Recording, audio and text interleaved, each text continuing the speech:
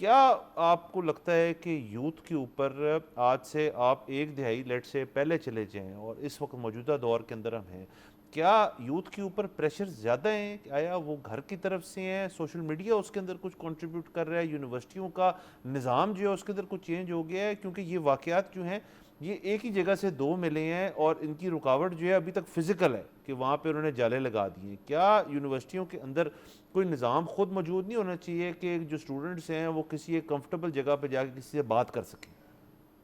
آپ نے بڑا اچھا بڑا تفصیلی سوال کیا جس کے اندر کافی ساری چیزیں کافی سارے اس کے جوابات ہو سکتے ہیں.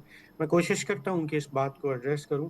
پہلی بات تو یہ چیز ہے کہ یہ تو دو واقعات وہ ہیں نا کہ جو ہمارے سامنے آ گئے اور وہ بھی اس وجہ سے کہ وہ ڈے ٹائم میں ہوئے اور اسٹوڈنٹس کے سامنے ہوئے تو لوگوں نے اس کو جو ہے اس کی ویڈیوگرافی کر لی. جو اوور آل سروے ہے اس کے مطابق تقریباً نوجوانوں میں اور خصوصاً پڑھے لکھے نوجوانوں کے پاکستان جیسے یا ایشیا کے جو سب کانٹیننٹ کے اندر جو ریشو ہے وہ 85% ہے. اچھا، اب اس میں جو سب سے بڑا ڈپریشن انوالو تھا وہ میجر ڈپریشن تھا، MDD کہتے ہیں اس کو.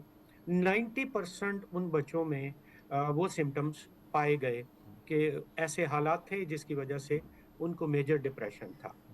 اچھا، اب میجر ڈپریشن یا پھر اس کے بعد کچھ ایسے کیمیکل کلینکل قسم کے ڈس آرڈرس ہیں جیسے بائی پالر ہے، شیزوفرینیا ہے، کوئی پرانا PTSD ہے، تھوڑا بہت نشہ.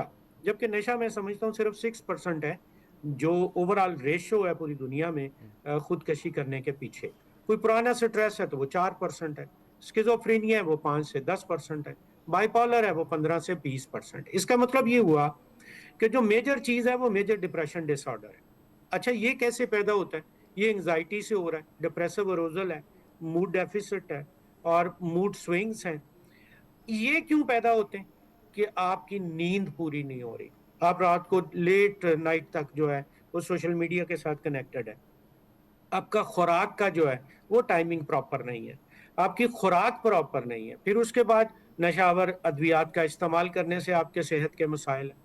پھر خاندانی ایشوز ہیں جو جیسے آپ نے اپنے بیانیے میں بھی بات کی ابتدائیے میں کہ وہ خاندانی بہت سارے شادی بیاہ کے مسائل ہیں. پھر معاشی مسائل ہیں کہ وہ فیس، جیسے ابھی میرے دوست نے بات کی کہ فیس وغیرہ کے مسائل ہو جاتے ہیں. اس کے بعد تعلیمی مقابلے کی فضا ہے، کمپٹیشن جو ایک کلاس کے اندر موجود ہے کہ آپ نے 18% لے لیے نمبر تو 70% کی آپ کی اٹینڈنس شارٹ ہے. تو یہ ایک بہت سارا. اور پھر اس کے بعد ایموشنل جو ریلیشن شپس ہے between two different opposite genders کے بیچ میں، جس کی وجہ سے بھی یہ مسائل کھڑے ہوتے ہیں. اور پھر اس کے بعد ایک آخری ایلیمنٹ جو کہ اس میں سب سے زیادہ پایا جاتا ہے وہ ہے شہرت کا، فیم، ایک جھوٹی فیم حاصل کرنے کا. اچھا، اب آپ نے اپنے سوال کے تیسرے پورشن میں بات کی کہ اس کا تدارک جو ہے میرے نزدیک جو یونیورسٹی نے کیا ہے یہ پوسٹ مینجمنٹ ہے، پری مینجمنٹ. دیکھیے، جنگلے لگا کے ہم اس ریشو کو کم نہیں کر سکتے. آپ کے پاس جب اسٹوڈنٹ داخلے کے وقت آتا ہے ایٹ دیٹ ٹائم اس کا سائیکولوجیکل انالیسس لازمی قرار دیا جانا چاہیے. اور پھر اگر اس وقت کچھ ڈیفیسٹس آتے ہیں، پورے پیرامیٹرز آج کل انالیسس کے کویسچنیئرز موجود ہیں جس میں موڈ ڈس آرڈر کے، شیزوفرینیا کے، بائی پالر کے، سب کے انالیسس بڑا آسانی کے ساتھ ہو سکتے ہیں. داخلے کے وقت کے بعد اگر کچھ ایسا ہے تو ان بچوں کو پھر ڈیفینیٹلی جو ہے وہ الگ ٹریٹمنٹ ہے. 6 ماہ کے بعد ان کے امتحان سے بالخصوص پیشتر ان کا سائیکولوجیکل ٹیسٹ ہونا چاہیے. ہر 3 ماہ کے بعد باقاعدہ نفسیاتی لیکچرز ہونے چاہیے.